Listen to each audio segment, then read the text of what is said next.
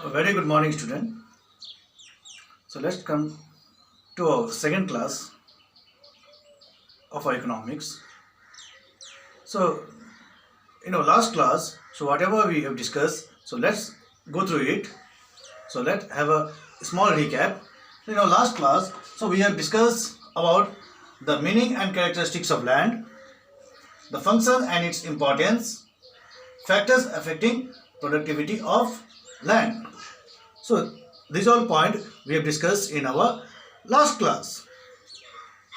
The characteristics, as it is mentioned here, see there are 8 characteristics we have mentioned, functions and importance of land. So we have mentioned 5 functions and importance of land, as well as the factors affecting.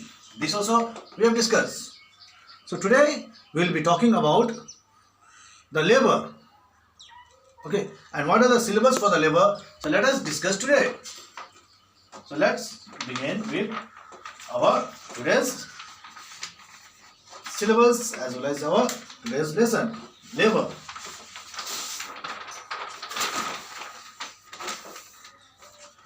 So today's syllabus. So what we are going to learn today? Meaning and characteristics of labor, division of labor, meaning, types, advantages and disadvantages of labor. Okay, these all are separate. Meaning we will study, types we will study, advantages as well as disadvantages. Efficiency of labor we will study. In efficiency of labor, what we will study? Meaning of efficiency of labor, reasons behind for the low efficiency of Indian labor. Reasons for low efficiency of Indian labor. We will study these all in our today's class. So let us begin. So what is labor? See, what is labor? See, in economics, those who are mentally and physically fit, those who are mentally and physically fit and are able and willing to do work, those who are mentally and physically fit and are able, they can do, and willing also, the willingness to be there to do the work. If they're not willing but they're mentally and physically fit, they won't be called as labor. Miss, okay, the willingness should be there. So let us see definition. It refers to the human efforts, means the willingness, human effort, both physical and mental, means physically and mentally involved in the process of production. Okay, means those who are able and doing the work of production. They are not sitting idly. They are mentally and physically fit. Okay, but they are sitting idle. They won't be called as labor. But who will be called as labor? Those who are physically and mentally fit, and they are willing to do the work, and they are doing the work, and they are taking part in the process of production. They are called as labor. Next, come to our characteristics. What are the characteristics of labor? So labor is perishable. Perishable means labor can be easily destroyed. Labor can be easily destroyed, damaged. How? So labor works for some particular time only. It doesn't last for a long period, long period. The death of the labor is certain. Someday the particular labor will die.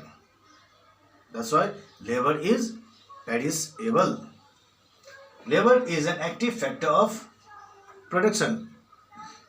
It is an active factor of production. Means it does the work by itself only. It doesn't need the help of anyone else. Like land, last time we have studied. Land, we have studied, it was a passive factor of production. Means somebody else will go there and they will do the work. Land cannot do anything by itself. But in case of labor, labor will do everything by itself. That's why labor is an active factor of production. Next, it cannot be separated from laborer. Means labor cannot be separated from the laborer. Labor, wherever the labor goes, it carries its work with it. Whoever the person is. The profession of a doctor, wherever the doctor goes, the doctor will carry the power of labor with him only. Nobody else will come. Yes, you are doctor, give me the brain of you. Give me your brain, okay, I'll be doctor. Whatever you have, okay, give me. Nobody can take away from him. Okay, so labor cannot be separated from the laborer. Laborer means his work. Okay. It is mobile. Mobile means labor is free to go anywhere. They're not fixed. They're not fixed to be settled in on one particular place only. Mobile means it can be movable. Labor move from one place to another. Next, labor can improve its efficiency through proper training and knowledge. Okay, by investing little capital upon the labor and giving them training and skill knowledge, so the efficiency of the labor can be improved. It can enhance. If the efficiency can be improved, then of course the productivity of the labor will increase high. Inelastic supply of labor. Last point. Inelastic supply of labor means the supply of the labor, it cannot be decreased, it cannot be increased. Suppose the demand for the labor within the country, if it is increasing, okay, so within a particular month, can the supply of labor within the country can increase? No, because labor is dependent upon the population. Within a certain time only, the population of the labor, it can't be increased. Okay, it requires a year. Okay, so within a particular time period, okay, say the week, the month, okay, or the year, the labor can't be increased. So it requires a long duration. Okay, suppose the newborn child can't become a labor. So when the particular child will be called as labor when the particular child will reach 18 and above, as well as when he will be getting, okay, the well trained skill knowledge and all. That time, if the particular child is able and willing to do the work, then that particular child will be called as labor. So this is what inelastic supply of labor. Next come to division of labor. Division of labor, it means specialization in work. When the labor is specialized in particular work, means the labor get special knowledge as well as training in particular work, then that time, that is called as division of labor. Means work is divided among different laborers according to the knowledge, according to the skill, and according to the training. Okay, mostly you can see in big MNCs, multinational companies and all, you can see this habit is there. Okay, so let us discuss the types. You will discuss the three types of division of labor is there: product based, process based, and geographical based. 3. Product based. When the labor is divided, okay, on the base of the product, single product, means the labor is given to do the work, okay, on the particular commodity only, single commodity. Okay, after that the labor won't be given. That particular work will finish, then his work is finished. He can't move to the other next work. Okay, he will be given trained in one particular work only. So this is called as product based division of work. Means one particular product, single product only, the labor will be assigned. The particular labor will be assigned for doing only a single work, one particular product. It is called as product based division of labor. Next, process based division of labor.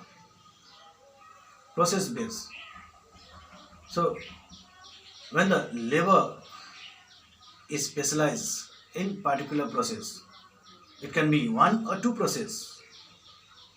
one or two process. In that terms, it is called process-based division of labor. Okay, mostly, okay, it happens in, you can see, in garment factories. Just take the example of garment factory. Garment factory. One will do the measurement, other will do the cutting of the clothes, other will do the finishing of the clothes, sewing, that is sewing of the clothes.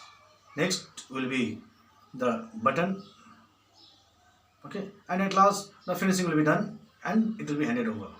So the process is coming. In mostly in the garment factories, this thing happening. Okay, means the process is there. The measurement, then cutting, then sewing, then putting up the button and all, then last finishing, and at last the delivery.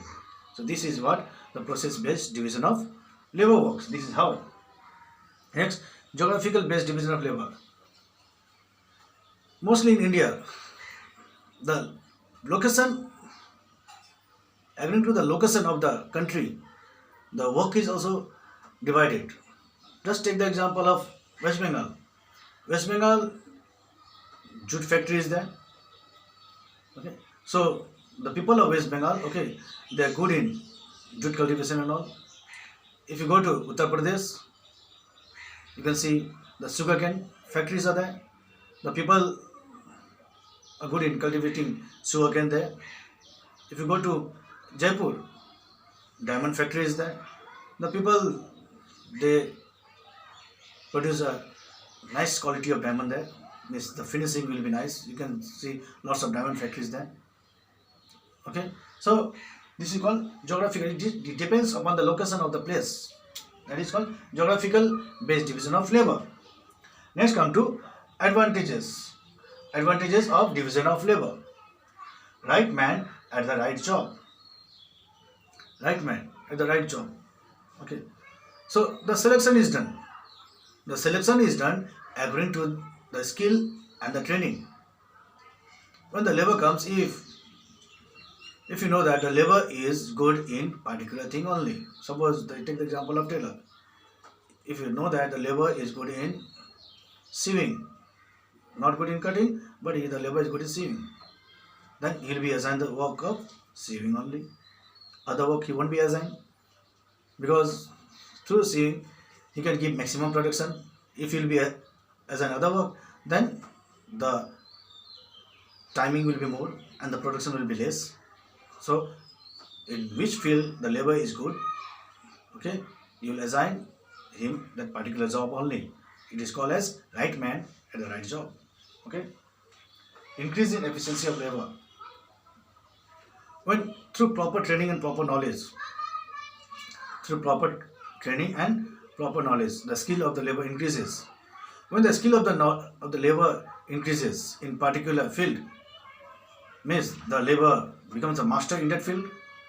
Once the labor becomes a master in that field, then the labor can produce, okay, more of the commodity, because he know much better how to produce the commodity in a very less time without wasting the resources, because he has taken the training. The labor has taken the training in particular field. So once the labor has taken the training in the particular field, then he can produce more and more and more. Means the efficiency will increase, because his hand has been stuck in that field very much. Okay, it is very sharp. Okay, and if newly person is given without training and knowledge, then if the skilled labor will produce 20 unit of materials, then the newly 1 or 2, this way. Okay, this is the difference between, okay, well trained and untrained. Next, saving of time and tools. Saving of times and tools. Yes, the tools and implement is also saved, as well as time is also saved, because the particular labor knows how to use the tools. Okay, he is used to it, and he has taken the training also. If others are assigned, then they are not used to the tools, as well as they are not so specialized also. But if the labor is specialized, then the labor has come through a particular training, knowledge. So he has all the knowledge as well as training. So he will do the particular work in much better way. That will save the time as well as it will save the tools also. Invention. Through proper knowledge, the labor will try to innovate something,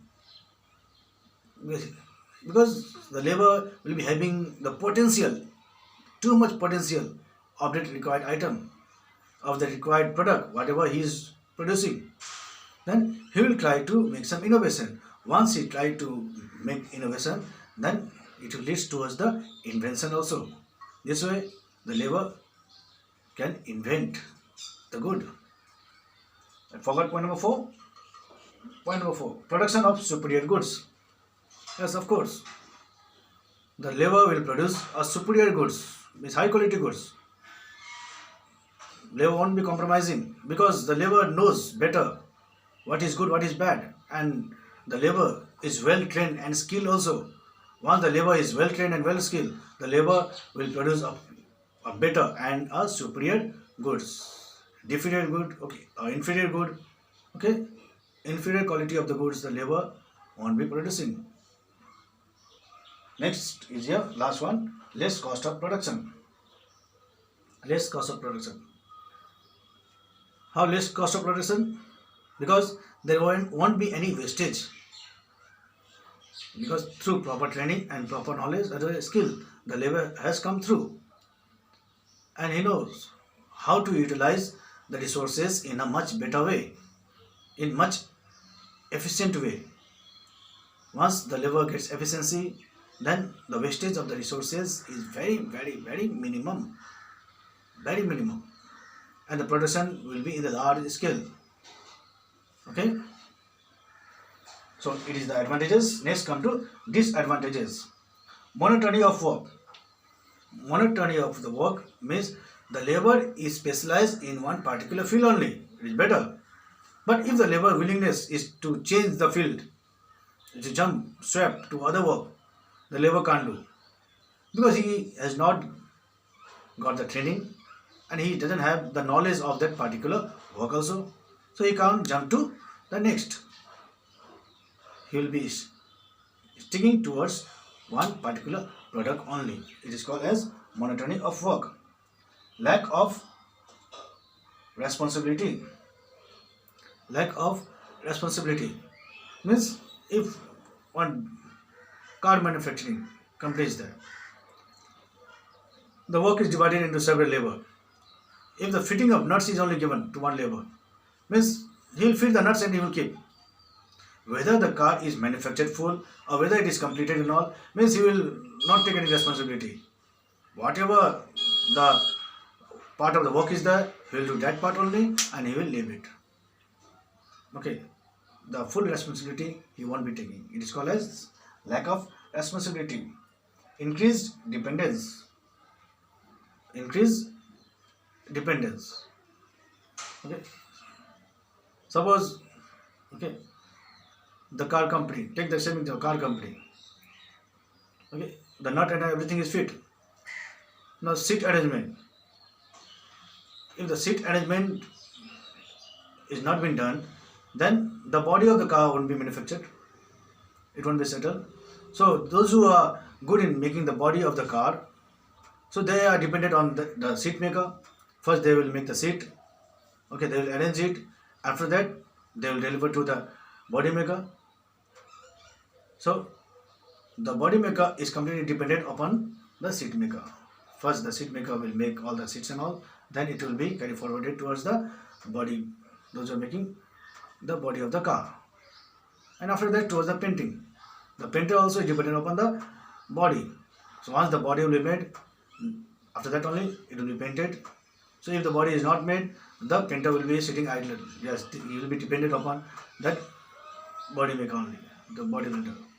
That's when the body will be made, I'll be painting. So dependency is there. Okay, lots of dependency is there. One-sided development. Just one side of the work is only done. Just I have told the example of the car. Just one side is done. Okay, like the fitting of the nut, one side is done, over. Okay, fitting of the seats and all is done, over. Means the one side of the work is done. The other side, the person those who are doing one side work, the other side you won't be looking. Whether it is good, bad, whatever else, okay, no bother. That's why the one side of the work is done in division of labor. And lack of mobility. Mobility means the labor can't jump from one job to other job. Means if fitting is there, he will be doing fitting only. He will be sitting there and he will be doing fitting only. If he wants to move from there to other places, he can't move. If he wants to do painting, then he can't move from fitting to painting, because he has not taken the training, well trained. For this he should be well trained. This is what lack of mobility. So this is what advantages and disadvantages. See once more: right man at the right job, increase in efficiency of labor, saving of time and tools, production of superior goods, inventions, less cost of production. Advantages. Disadvantages: monotony of work, lack of responsibility, increased dependence, one-sided development, and lack of mobility. This is the advantages and disadvantages of division of labor. Next, we will proceed towards the efficiency of labor and the reason behind the low efficiency of Indian labor.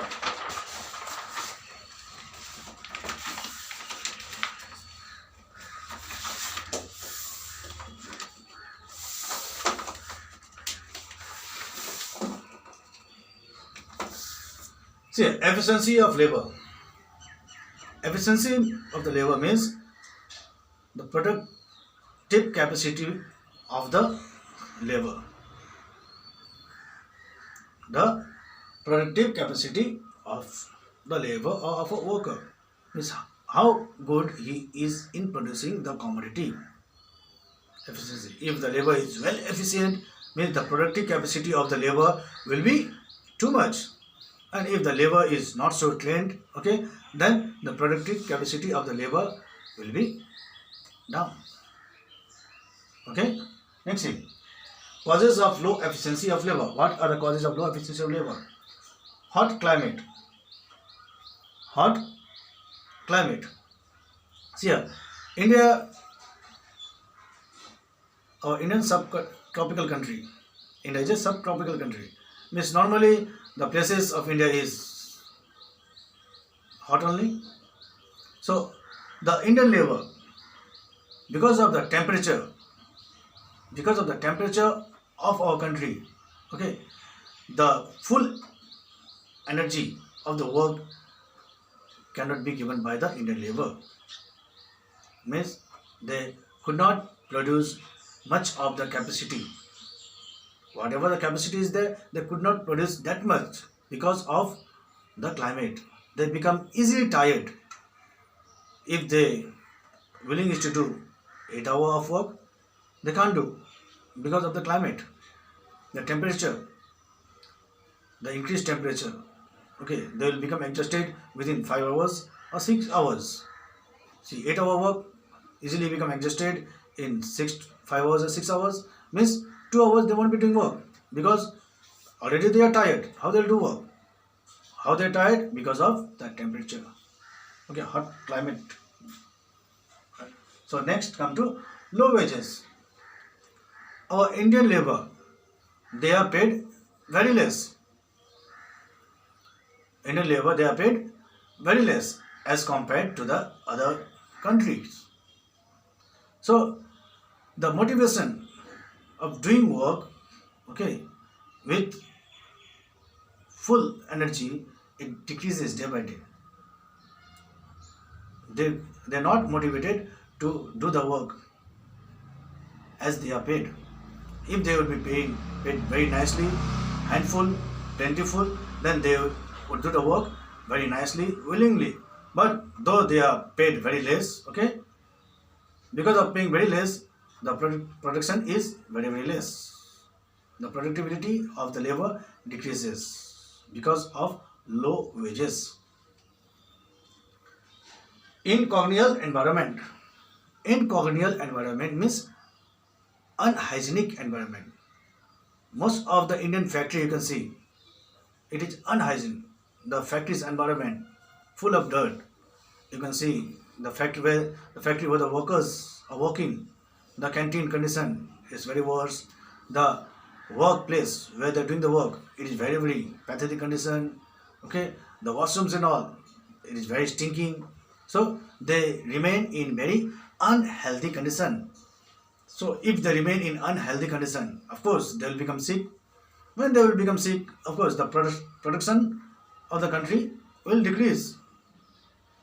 The productivity of the country will decrease, as well as the efficiency of the labor will decrease. If they will be healthy and strong, if they will remain healthy and strong, then the productivity and the efficiency will increase. Because of unhealthy environment, unhygienic, okay, the productivity of the Indian labor, it is decrease, and it is decreasing. Poor technology. Still, our country, many of the industry, they are using outdated technology, the old method of technology, poor technology. Okay, most of the industries, they are broken down. Still it is running, anyhow they are running. Okay, and because of this also, the productivity as well as the efficiency of the labor is very less. It is not increasing, rather it is decreasing. Education and training. Our Indian laborers, they are very less educated, as well as they are very less trained also. They are not given the proper training, as well as they are not given the proper education also. Because of lack of education and training, the productivity of the labor, it is very less, and the less productivity is hampering our country's production.